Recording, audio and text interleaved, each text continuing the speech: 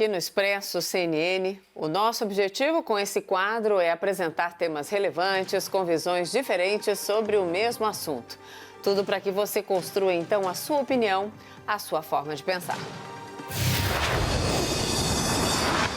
O governo Bolsonaro publicou uma medida provisória que permite ao ministro da Educação nomear reitores das universidades federais durante a pandemia. Pelo menos 15 instituições têm dirigentes com mandatos vencendo este ano. A Associação das Universidades vai contestar a medida por ferir a autonomia. O primeiro tema de hoje é: o governo deve interferir na escolha dos reitores das universidades? Os nossos debatedores são Augusto de Arruda Botelho, advogado especialista em direito penal. Boa noite, Augusto. Boa noite, Mona Lisa. Boa noite, Caio. E Caio Coppola, bacharel em direito e comentarista político. Boa noite, Caio. Boa noite, Mona Lisa. Boa noite, doutor Augusto. Boa noite, o espectador da CNN. Hoje começamos com você, Augusto. Suas primeiras considerações, por favor. Boa noite a todas e todos. Eu teria que nascer de novo para responder afirmativamente a pergunta do debate de hoje. É evidente que não. O governo federal não pode intervir na escolha dos reitores das universidades. A medida provisória 979, editada na calada da noite pelo presidente da República, é uma das maiores, se não a maior afronta à democracia e à autonomia universitária desde os tempos em que o Brasil viveu sob um regime de exceção. A autonomia universitária está prevista na nossa Constituição Federal, especificamente no artigo 207, que de forma bastante clara afirma que as universidades gozam de autonomia didático-científica, administrativa, financeira e patrimonial. O artigo 206 da nossa lei maior ainda diz que o ensino no Brasil será ministrado com base no princípio do pluralismo de ideias e de concepções pedagógicas e que terá uma gestão democrática do ensino público. Há vários outros textos legais que especificam e reafirmam o caráter democrático e autônomo da gestão universitária. Bom, o governo federal tem errado bastante, mas em duas áreas ele praticamente só errou: na cultura e na educação. As declarações, desde o dia em que tomou posse, do ministro Abraham Weintraub, causam vergonha até a apoiadores do governo. O ministro não apenas afirmou mais de uma vez sobre a fantasiosa existência de plantações de maconha e laboratórios de drogas sintéticas nas universidades federais, como cunhou a famosa fala de que nas universidades só se faz balbúrdia. Passando por cortes drásticos no investimento à pesquisa e na infraestrutura das salas de aula e ao direcionamento político a quem deve ou não receber esses recursos, o que fica claro é que a gestão de Weintraub é um fracasso total. Um fracasso não apenas de gestão, mas também uma administração que, acima de tudo, está ao viés ideológico em detrimento da pluralidade tão esperada dentro do ambiente acadêmico. O mais curioso, para não dizer triste, é que esse viés ideológico aparece sobre a justificativa de expurgar das universidades um suposto aparelhamento, uma suposta partidarização do ensino, que só acentua uma quase paranoia macartista de que o pensamento plural é sinônimo de coisa da esquerda, de que faculdade é um antro de comunista.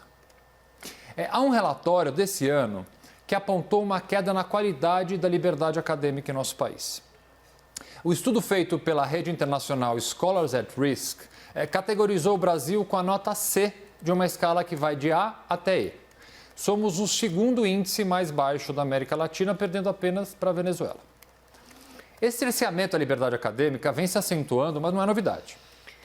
Vários reitores federais nomeados pelo presidente Bolsonaro foram os menos votados na lista tríplice apresentada. É assim que funciona, ou pelo menos até agora funcionava, uma eleição numa universidade federal. De 4 em 4 anos, com o voto de professores, de servidores e dos estudantes, é formada uma lista tríplice que é então apresentada para o presidente da República.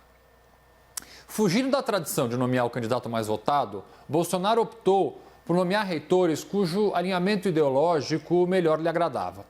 Até aí, por mais que eu possa fazer críticas a essa postura e essas escolhas, elas seguiam um rito previsto.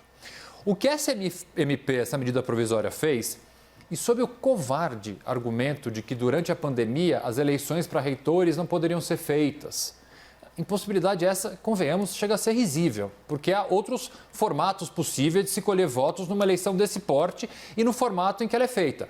Mas sob o desumano uso da pandemia, o que a MP fez foi transferir de forma integral a escolha dos reitores de praticamente entre 15 e 20 instituições de ensino federais, cujos mandatos seus dirigentes se encerram esse ano, justamente para quem? Para a pessoa do ministro Abraham Weintraub. A nomeação de um reitor sem qualquer consulta a alunos e à comunidade acadêmica tem um nome: intervenção. Intervenção essa que nos remete aos tristes tempos em que vivemos sob uma ditadura militar. A medida provisória 979 é uma afronta às universidades, institutos federais brasileiros e um ataque à democracia e à autonomia dessas instituições. Preservar a liberdade acadêmica, como afirma o matemático Robert Zimmer, que é presidente da Universidade de Chicago, é preservar a habilidade única das universidades de contribuir para a sociedade. Caio, suas primeiras considerações, então, por favor. Bom, me permita retomar aí a pergunta do debate, né? O governo deve interferir na escolha dos reitores das universidades? Depende. Essa interferência é prevista em lei ou ela é indevida? Percebam que essa é uma questão análoga à interferência do governo, por exemplo, na Polícia Federal.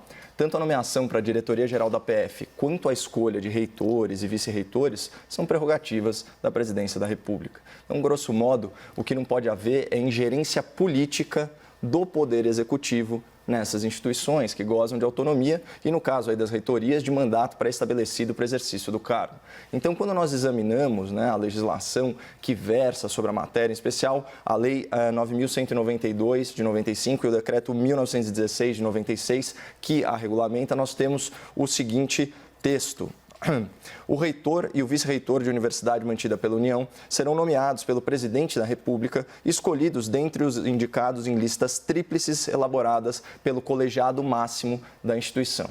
Portanto, é função do governo federal, na figura do presidente da República, interferir na escolha desses dirigentes. E aqui a gente já pode estabelecer alguns pressupostos. Primeiro, a lista tríplice, né, com os 3 nomes indicados pelo colegiado, não tem hierarquia entre os indicados. E segundo, a formação da lista, ela deve seguir o devido processo legal, previamente estabelecido por força de lei, de regimento ou do estatuto. Pois bem, por deliberação do Congresso Nacional, o Brasil vive hoje em estado de calamidade pública, né, em decorrência aí da pandemia do novo coronavírus. Então, nós temos aí quarentenas horizontais, né, impostas pela força, até mesmo para a população saudável, aulas presenciais que foram interrompidas e até as eleições municipais, previstas aí para daqui 4 meses, elas correm o risco de serem adiadas. Isso foi tema do nosso debate. Então, nesse contexto, é muito difícil, se não impossível, garantir a lisura, a transparência, a publicidade e a legalidade da consulta à comunidade acadêmica para a formação dessa lista tríplice, a partir da qual o presidente nomeia os reitores e os vice-reitores. Especialmente porque não existe previsão legal para assembleias, para consultas ou mesmo para votações virtuais. Então, qualquer escolha nesse contexto deixa o processo, né, de escolha dos dirigentes universitários muito vulnerável juridicamente. E pelo que eu entendi, é justamente para evitar esse ambiente de insegurança jurídica que a medida provisória 979 foi editada. Ela dispõe sobre a nomeação de reitores e vice-reitores temporários pelo ministro da Educação, seguindo os mesmíssimos critérios técnicos e critérios acadêmicos que são aplicáveis aí a qualquer candidato ao cargo, né? E essa regra, ela só vale para mandatos que se encerrem durante a pandemia e que deixem os cargos vagos no meio da crise. Então, decretado o fim do estado de calamidade pública pelo Congresso Nacional, volta o antigo processo de formação da lista tríplice para a escolha de um nome pelo presidente da República. Então, com certeza, é um grau de interferência um pouco maior do Poder Executivo na direção universitária, isso é uma obviedade, mas não é uma interferência indevida. Até porque essa seria uma norma temporária, com prazo estabelecido, que precisa ser validada pelo Congresso e que vai proteger a lisura do processo democrático nas próprias universidades. De outra forma, grupos de interesse no ambiente acadêmico podem, aí de maneira oportunista, burlar o regimento e impor as suas agendas por longos mandatos. E vamos pensar racionalmente, se é consenso que as aulas presenciais sejam suspensas, qual o sentido de manter as consultas e as votações? é aquele duplo padrão clássico que a gente sempre denuncia aqui. Não vamos dar aula, não vamos trabalhar, nós só vamos nos eleger. E é engraçado que a mesma turma que esperneia contra esse MP, por supostamente violar garantias do mundo acadêmico, não vê grandes problemas na violação de garantias individuais, direitos humanos durante a pandemia. Ou seja, adiar alguns meses a formação da lista tríplice é autoritarismo, mas monitorar celulares, trancar trabalhadores em casa e multar e prender cidadãos nas ruas é ok, né? Então, essa reação ela é tão desproporcional que ela só pode ser motivada por ambição política ou militância ideológica. E ao longo do programa, eu pretendo desconstruir algumas narrativas e falácias que foram colocadas aí sobre esse tema no debate público, especialmente por alguns parlamentares histéricos, liderados por uma deputada petista, que alegaram que essa medida provisória é um, abre aspas, ato fascista que viola a autonomia universitária. Claro que nada disso para de pé. Vamos então ao debate. Augusto e Caio, por favor. Bom, vamos começar pelo prazo. Eu, sinceramente, achei que você fosse ser contra esse MP, Caio, me surpreendeu, mas vamos lá. O prazo. O que diz a medida provisória? Durante o período de emergência de saúde pública, realmente, é o inciso número 1º. Já o inciso número 2º deixa uma abertura muito confortável para o governo. Diz o seguinte: pelo período subsequente necessário para realizar a consulta à comunidade escolar ou acadêmica, até aí realmente é parecido com o procedimento anterior, e até a nomeação dos novos dirigentes pelo presidente da República. Então, se existe um outro interesse que não simplesmente não poder fazer uma eleição durante a pandemia, o que é claro que há um outro interesse, basta o presidente não nomear novos reitores. Para esses reitores indicados por uma intervenção do Ministério da Educação se perpetuarem no cargo. Essa é a primeira coisa. Número 2, eu acho muito curioso essa proposta do governo federal, principalmente vindo do ministro Weintraub, que sequer queria adiar o Enem. Foi uma luta dos estudantes, da UNE, de parlamentares para conseguir adiar o Enem, porque ele era contra adiar o Enem. Que tem, obviamente, gera uma aglomeração, gera uma necessária mobilização da sociedade muito maior do que uma eleição de reitor de faculdade. Pelo ministro Weintraub, sequer as aulas deveriam parar. Agora ele usa a pandemia para fazer o quê? Uma intervenção nas federais. É usar o sofrimento humano, usar essa pandemia que mata tantas pessoas para, sim, introduzir dentro das universidades públicas reitores que estejam aliados ideologicamente ao governo federal. Há várias formas de se fazer essa eleição ou de sequer se fazer essa eleição, já que, por uma justificativa que eu continuo não concordando, da pandemia. Por exemplo, podia-se fazer uma votação online que é plenamente possível de se fazer de forma transparente, acompanhada por fiscais, por autoridades internas, pela sociedade civil. Poderiam se prorrogar por alguns meses o mandato dos reitores, por exemplo. Poderiam-se, na verdade, colocar os vice-reitores assumindo no lugar dos reitores por um curto período de tempo. Mas não. O que se faz a opção por fazer é justamente a mais drástica, a mais perigosa, que é se fazer uma nomeação, uma intervenção em quase 20 universidades federais de pessoas que tenham um alinhamento ideológico ao governo federal. Não há outra explicação, principalmente tomando como base essas possibilidades, sim, da permanência dos reitores por mais alguns meses, ou sim de uma votação online, ou de uma comunicação à comunidade acadêmica. E é curioso que eu não vi apenas uma deputada petista, eu sequer sei quem é ela, gritando contra o abuso desta medida. Houve praticamente um consenso no parlamento do absurdo que é essa medida provisória, tanto que muito provavelmente ela cairá. Dentro do próprio Congresso, há uma notícia de que Davi Alcolumbre pode devolver essa medida provisória para o presidente, que é a movimentação mais grave que o Congresso Nacional pode fazer em relação a uma medida provisória, mas já há uma série de medidas judiciais apresentadas por partidos políticos, por sindicatos, por federações de ensino no judiciário contestando isso. Na verdade, acho que vai ser uma discussão até aqui um pouco, vamos dizer assim, datada, porque SMP não para em pé.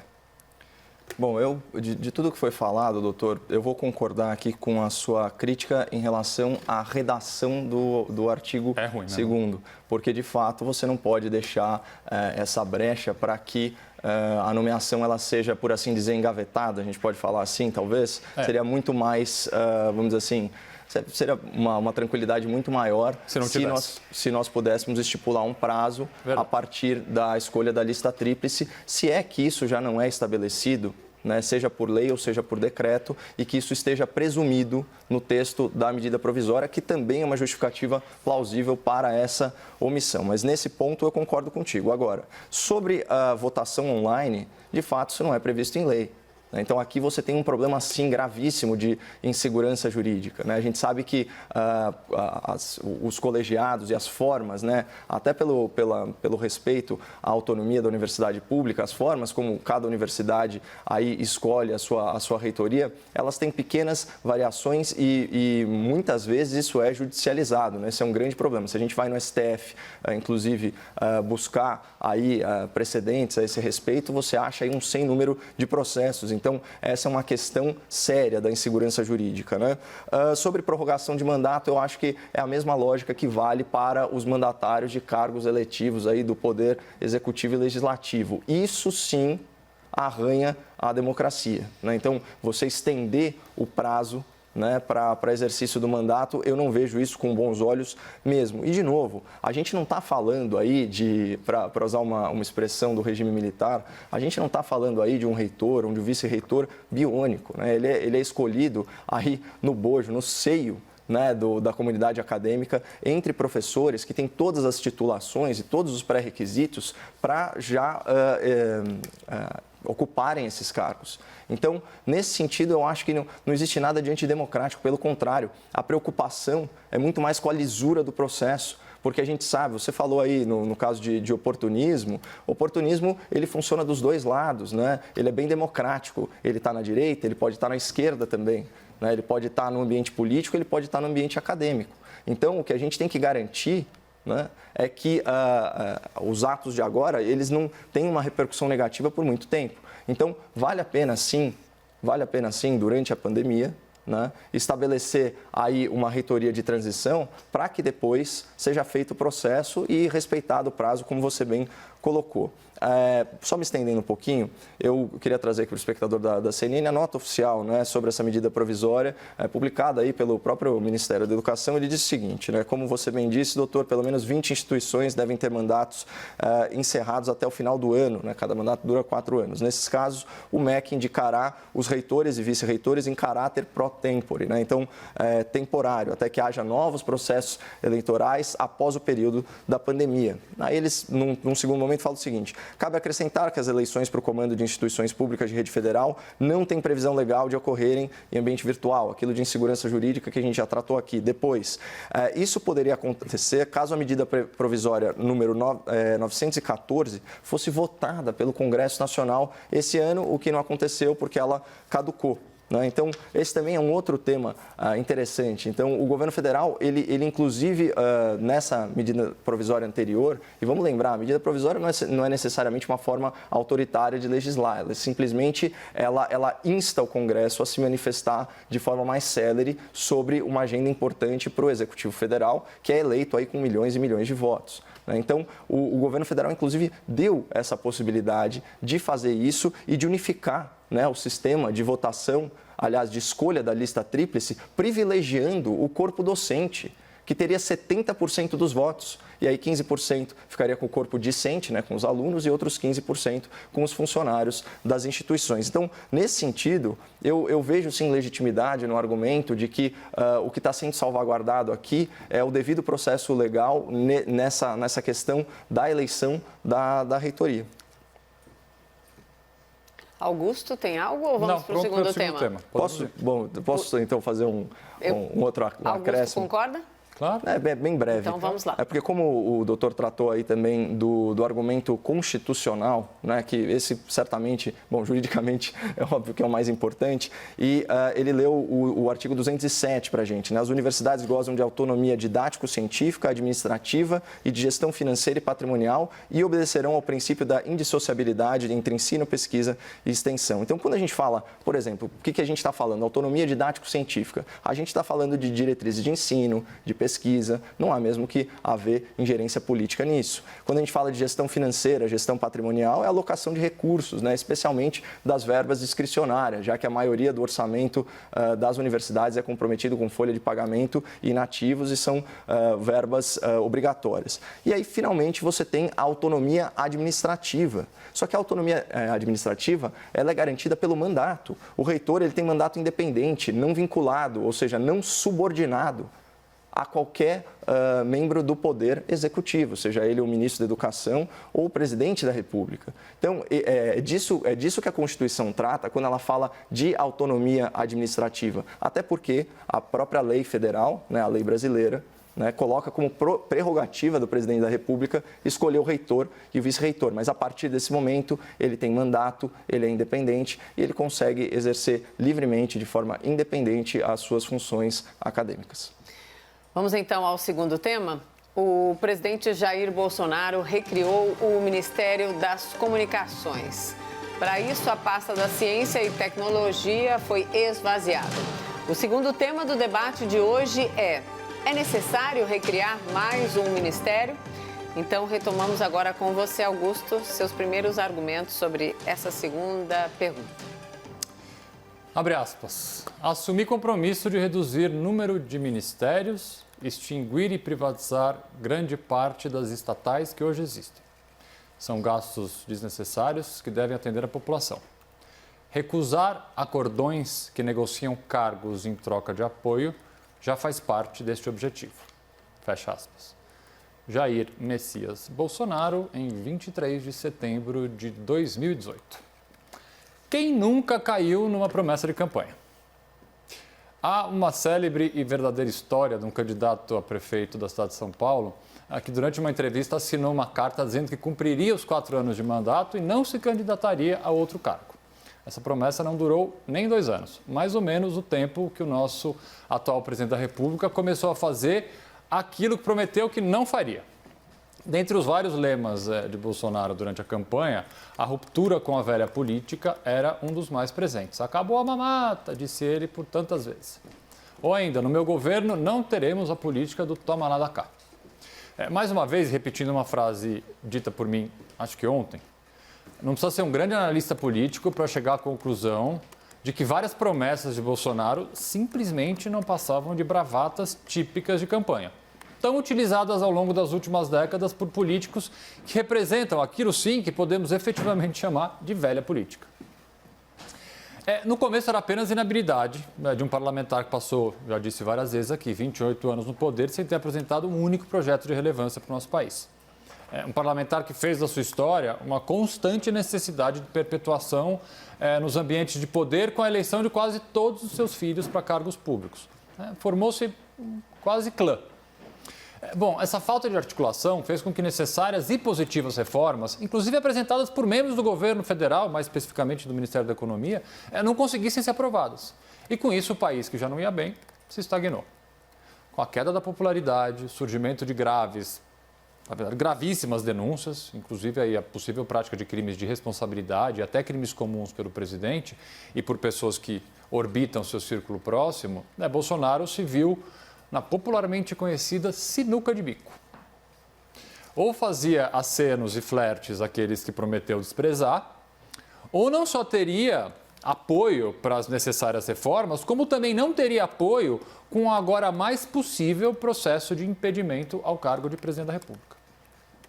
Aqui nós poderíamos discutir, como fizemos quando da possível criação do Ministério da Segurança Pública, sobre o acerto ou não de se criar o Ministério das Comunicações, sobre a necessidade, neste momento, da criação de uma nova pasta. A gente podia ainda falar dos predicados ou não de Fábio Faria. Mas não se trata disso. Sem menosprezar a importância de um ministério ou de outro, o que a gente está tratando, o que está diante de nós, é evidentemente a criação de mais um ministério para que o presidente, como já vem fazendo nos últimos tempos, possa distribuir cargos para o famoso centrão. Justificativas várias vão aparecer ao longo dos próximos dias para dizer que a criação desse ministério é importante. Falarão da importância das comunicações no Brasil, da necessária regulamentação das concessões de televisão e rádio.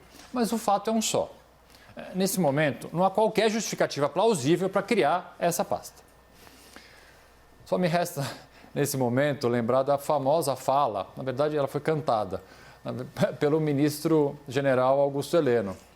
Se gritar, pega centrão, não fica meu irmão. Caio, por favor. Muito bom, doutor. Bom, quando a gente fez a nossa crítica aí ao desmembramento, né, do Ministério da Justiça e da Segurança Pública, eu acho que a gente concordou nesse ponto. Concordou. Que havia aí questões óbvias, né, de ordem burocrática e dificilmente isso não resultaria no inchaço da máquina pública. Pelo menos nesse caso, né, não é o que foi anunciado, né? Essa recriação do Ministério das Comunicações, pelo menos, né, até o momento, o que foi prometido é que haverá apenas cargos remanejados, certo? Então, esse estado paquidérmico das coisas, ele não vai ser ampliado, né? E, obviamente, o único cargo que vai ser criado é o cargo de ministro, e aí cabe ao indicado escolher entre o salário atual, né, de deputado federal, ou o salário de ministro, né? Bom, pelo que eu apurei, doutor, essa não foi uma costura política. Inclusive, os caciques partidários, eles foram notificados a posteriori, né? Em cima da hora. Então, essa é uma indicação, né, para usar o jargão político, da cota pessoal do presidente da República. Inclusive, na justificativa dele, você vê que aparece muito mais considerações de caráter técnico e pessoal em relação ao senhor Fábio Faria do que em relação a costuras com eventuais partidos políticos, né? Agora, a justificativa óbvia para a criação desse ministério é uma crítica, né, repetida que ambos aqui fazemos ao governo federal, que são os problemas de comunicação, né? Eu acho que isso deve ser denominador comum entre apoiadores e detratores. A comunicação no governo Bolsonaro deixa muito a desejar, né? Muitas vezes ela é intempestiva, né? Ela é feita com linguagem grosseira, ela não é articulada. Então, o governo perde grandes oportunidades de passar para a população as coisas como elas são, de uma forma clara, de uma forma polida, né, e de uma forma técnica.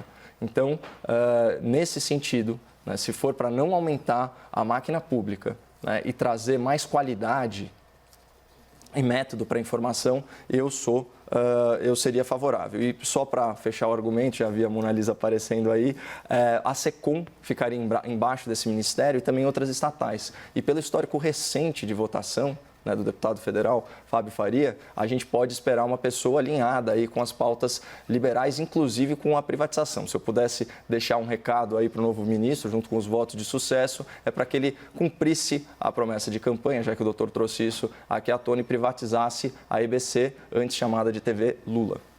Vamos lá, então, para os argumentos finais, por causa da hora. Começamos com o Caio para os argumentos finais, mas se quiser inverter, tanto faz, decidam aí. Estava bebendo água, vai? Sem problema nenhum. Então, vamos lá, 1 minuto para cada um, por favor, Fica à vontade, Caio. Claro, é o seguinte, quando eu estava fazendo as pesquisas aí para a gente tratar do primeiro tema, né, dessa pauta super relevante de autonomia universitária, essas coisas, eu me deparei com um trabalho muito interessante do jornal O Globo, né, que é o raio-x do custo por aluno nas universidades federais.